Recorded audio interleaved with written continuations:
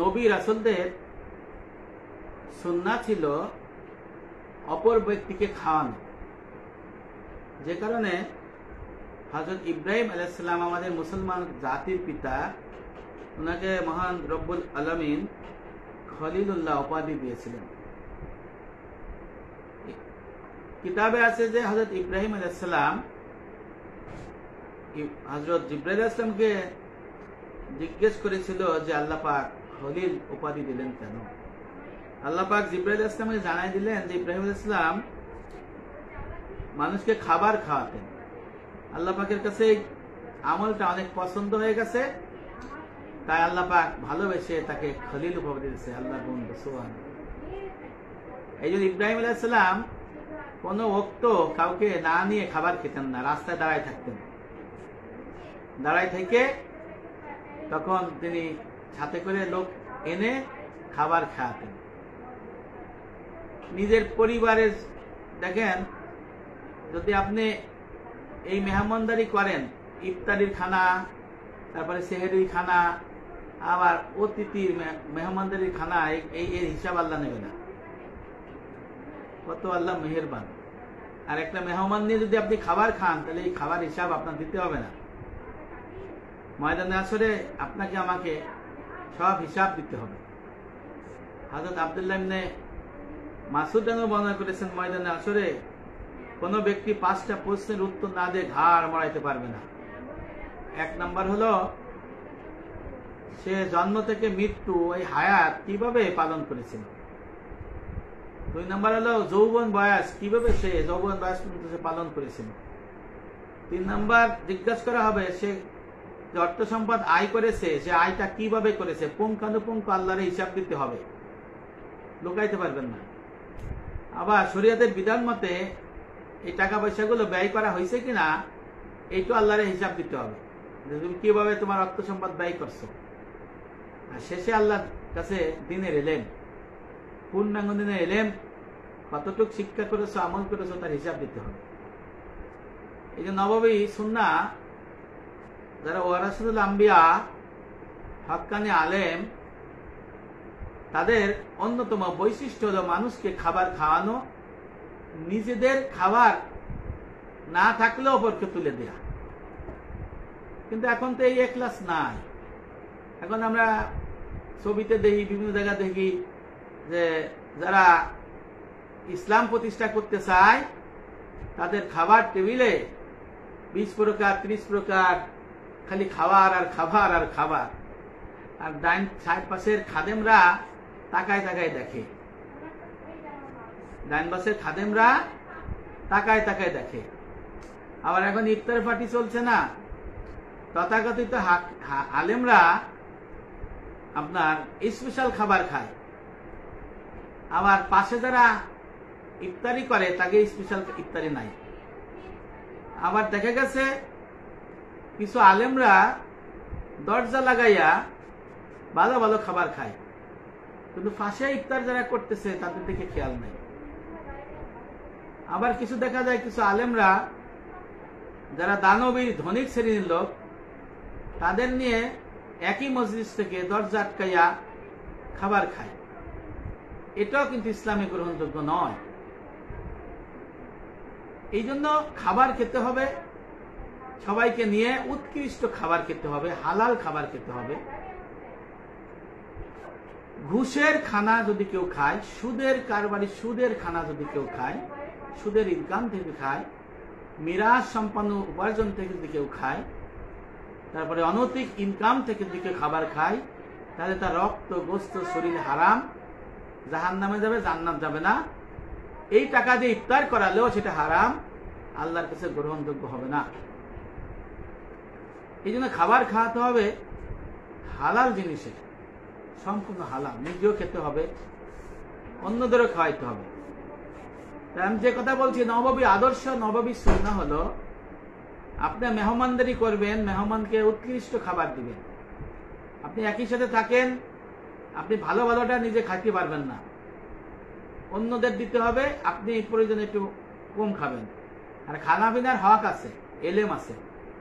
ধরেন আপনি মেহমানে বসলেন, খানা সমান করে ভাগ করে খাইতে হবে, কম বেশি করা যাইতো না, কেউ না খাইলে সেটা খাওয়া যাবে। এই জন্য এইটা নির্বাচন করার ব্যাপারে মহান রব্বুল আলামিন সূরা আলে ইমরানের 92 নম্বর আয়াতে বলেছেন, তোমরা তোমাদের প্রিয় বস্তু হতে খরচ করার আগ পর্যন্ত কখনোই কল্যাণ লাভ করতে পারবে না। অর্থাৎ তোমরা কোশ্চিনকালে সওয়াবের লাভের অধিকারী হবে না যদি তোমরা তোমাদের প্রিয় বস্তু থেকে ব্যয় বিধান না করো। সাহাবী হযরত আব্দুল্লাহ ইবনে ওমর রাদিয়াল্লাহু আনহু যখন কোনো বস্তুকে অত্যাধিক পছন্দ করতেন, তখন আল্লাহর উৎসর্গে তিনি সেটা দান করে দিতেন। সুবহানাল্লাহ। বর্ণিত আছে একবার হযরত আব্দুল্লাহ ইবনে ওমর রাদিয়াল্লাহু আনহু জুফায় অসুস্থ হয়ে পড়লেন, বললেন আমার খুব মাছ খেতে ইচ্ছা করছে, তোমরা মাছের ব্যবস্থা করো। তখন আব্দুল্লাহ ইবনে ওমর রাদিয়াল্লাহু আনহুর জন্য হন্য হয়ে তার সাথীরা খুঁজতে খুঁজতে একটি মাছ খুঁজে পেলেন, একটি মাছই খুঁজে পেলেন।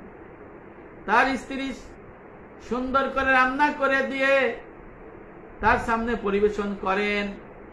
যখন আব্দুল্লাহ ওমর এই আকাঙ্ক্ষিত মাছটা খেতে যাবেন, তখন একজন মিসকিন এসে খাবার চাইলেন। তখন হযরত আব্দুল্লাহ ইবনে ওমর রাদিয়াল্লাহু আনহু ওই মিসকিনকে বলেন, ও ভাই মিসকিন, শুনো, তুমি এই মাছটি নিয়ে যাও, এই মাছটি তুমি খেয়ে নাও।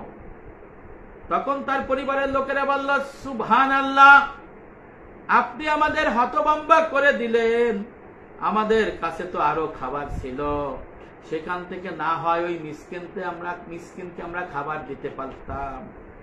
তখন আব্দুল্লাহ ইবনে ওমর বললেন, আব্দুল্লাহ এটি পছন্দ করেছিল, এই মাছটা আকাঙ্ক্ষিত মাছটা খেতে চেয়েছিল, অনেকদিন ধরে পছন্দ করেছিল, তার সামনে দেওয়া ছিল, এটা ছিল আব্দুল্লাহর প্রিয় খাবার, আর এই প্রিয় খাবারটি আমি মিসকিনকে দিয়ে দিলাম। আল্লাহু আকবার। এই হলো তাকওয়া, এই হলো পরেশগারী। বর্ণিত আছে রবি ইবনে খাইসাম রাহমাতুল্লাহ আলাইহি ওনার এক দরজায় এক ভিক্ষুক এসে দাঁড়ালেন। তিনি বললেন, আমাকে মিষ্টান্ন খেতে দাও। খাদেমরা বলল, আমরা তাকে রুটি খেতে দেই, এটি তার জন্য উপকার হবে মিষ্টির থেকে রুটি, কারণ সে ক্ষুধার্ত ছিল। তখন হযরত রবি ইবনে খাইসাম রাহমাতুল্লাহ আলাইহি আল্লাহর ওলি বললেন, না না, কখনোই না, ওই ব্যক্তিকে মিষ্টি খেতে দাও, কারণ আমি রবি ইবনে খাইসাম এই মিষ্টিকে অধিক পছন্দ করি, আর আমার পছন্দের জিনিসটা আমি এই ব্যক্তিকে দিতে চাই, আর ওই ব্যক্তিও এই জিনিসটা চেয়েছিল। তাই হযরত রবি ইবনে খাইসাম রাহমাতুল্লাহ আলাইহি তার প্রিয় মিষ্টিটা ওই মিসকিনকে দিয়ে দেন।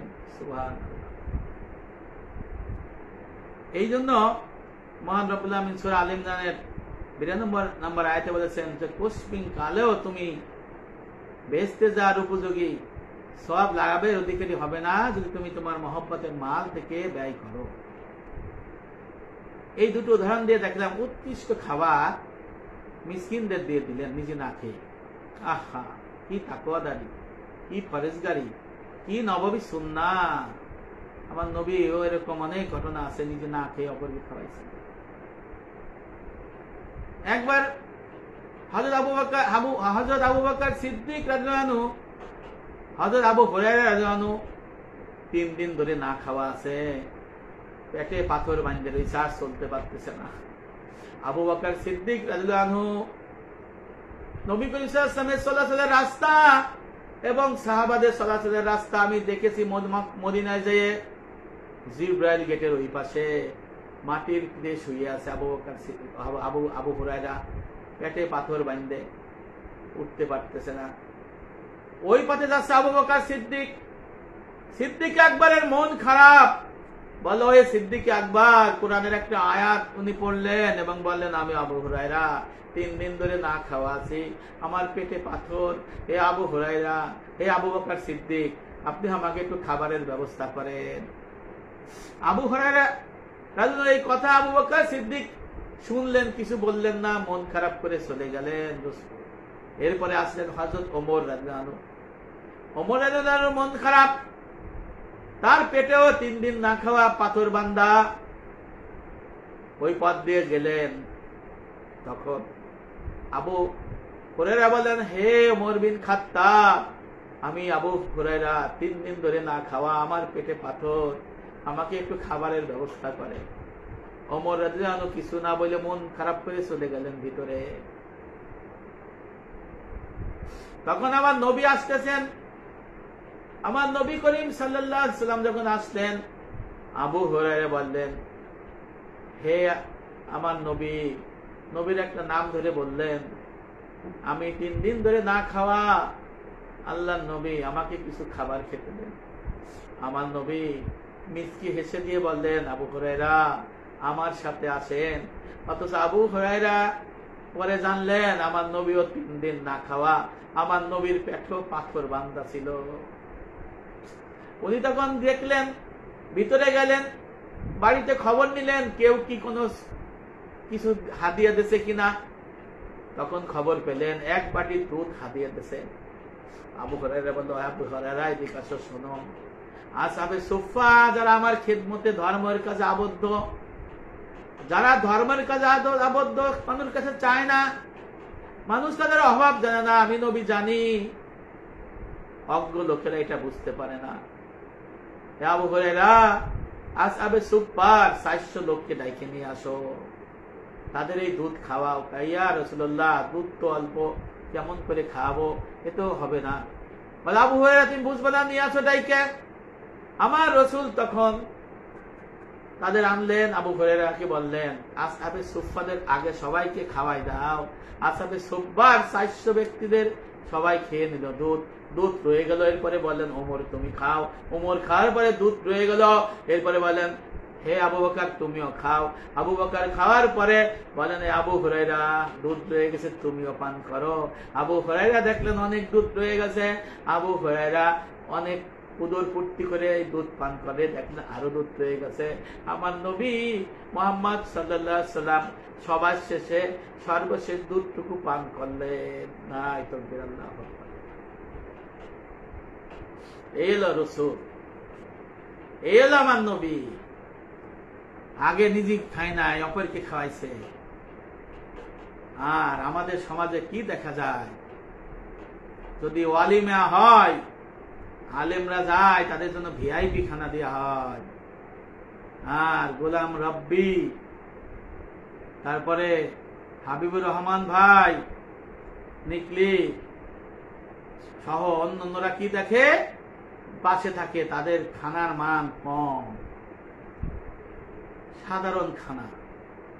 আর অমক সাইকুল হাদিস, অমক বীরের হাদিস, অমক আজহারি, অমক মাদানি, অমক মক্কি, অমক মাওলানা, অমক হাদি, এদের জন্য বেশি বেশি খানা।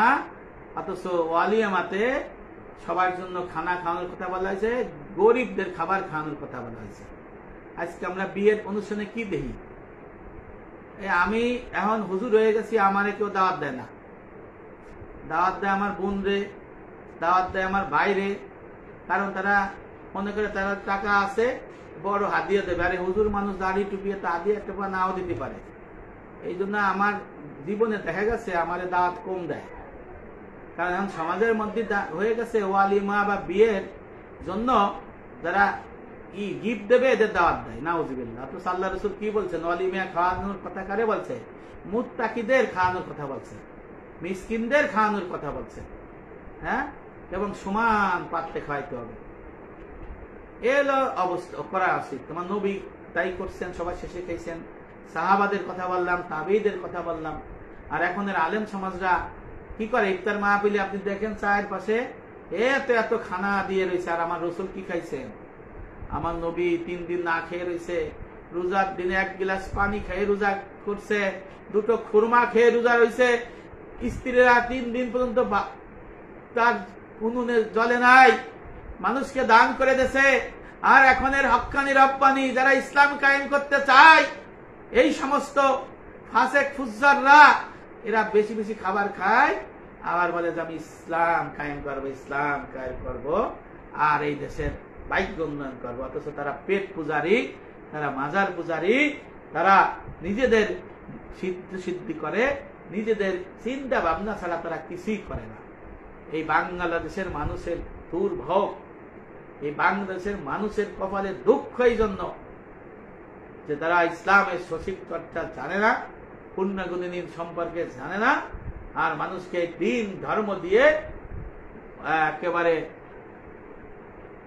ব্যবসার একটা ফাঁদ পাইতে এদেরকে মূর্খ গুমরা করে রাখছে। আজকে যাই দেখেন বিভিন্ন জায়গায় ইফতার পার্টি হয়, কি অবস্থা ছবিতে দেখেন। আবার নারী পুরুষ নিয়ে ইফতার পার্টি করে, অনেকে বলে কি জিন্দাওলি, আসলে জিন্দাওলি না, এখানে আমরা পড়ি এরকম জিনকা মানে জার অলি, জার পীর, জিনকা পীর, জার পীর, অনেকে শুনে জিন্দা, জিন্দা এরকম বলে। তা যাই হোক, অনেকে তথাকথিত জিন্দাওলি সাহেবরা নারী পুরুষ নিয়ে মোনাজাত করে, নারী পুরুষ নিয়ে কি করে ইফতার খায়, আবার দোয়া করে। আল্লাহর কসম, এরা যদি মনে করে এই দোয়া কবুল হয়, এরা যদি মনে করে এটা তাদের হয়, তাহলে এরা মুসলমান থাকবে না। কারণ কি, ওটা হারাম, ফরজ তরক করছে। আর দোয়া মোনাজাত হলো নফল মুস্তাহাব। যদি কেউ মনে করে আমি না মাহারাম নারী নিয়ে দোয়া করব আর আমার আল্লাহ দোয়া কবুল করার জন্য বসে আছে, ভুল ধারণা। এই জিনিসগুলো এরা বুঝে না। যাক, আমি মূল কথা আসি। নববী সুন্নাহ হলো, যারা নববী সুন্নাহ হলো, যারা ওয়ারাসাতুল আম্বিয়া হাক্কানি আলেম, তাদের সাথে যারা থাকবেন, খাবার খাবেন সুন্দর করে, এবং তাদের যারা আশেপাশে থাকবেন গরিব অভাবী, তাদের খাবার দিবেন, তাদের দুঃখ মোচন করবেন, এই বিষয়টা দেখতে হবে। আর যাকাতের যদি থাকে তাদের সুষ্ঠু বন্টন করবেন, যাকাত হাসি খুশি ভাবে দেবেন। যাকাত এবং অন্যান্য মালিবন্দেগী তারা যদি ধর্মীয় কাজ করে তাদেরকে সহায়তা করতে হবে। সবাই ভালো থাকবেন। আসসালামু আলাইকুম ওয়া রাহমাতুল্লাহি ওয়া বারাকাতুহু।